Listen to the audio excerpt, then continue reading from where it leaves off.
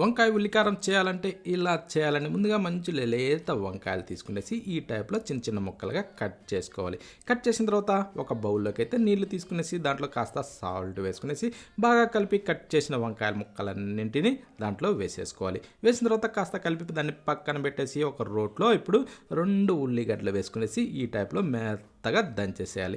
ఆ తర్వాత వెల్లుల్లిపాయలని పొట్టు తీసి వేసి జీలకర్ర సాల్ట్ కూడా వేసి ఇలా మెత్తగా రుబ్బి ఇప్పుడు స్పైసీ తగ్గట్టుగా కారం వేసుకునేసి దాన్ని కూడా ఇలా రుబ్బేసి నానబెట్టిన చింతపండు వేసి దాన్ని కూడా గుజ్జులాగా రుబ్బి ఎనిపి తీసి ప్లేట్లో వేసేసుకునేసి స్టవ్ మీద ప్యాన్ పెట్టి నూనె వేసుకొని వేడెక్కినిచ్చి తాలింపు గింజలు కట్ చేసిన వంకాయ ముక్కలు కూడా వేసుకునేసి ఆ తర్వాత సాల్టు పసుపు ఇవి వేసి ఇలా కలుపుతూ బాగా వేగనిచ్చుకోవాలి.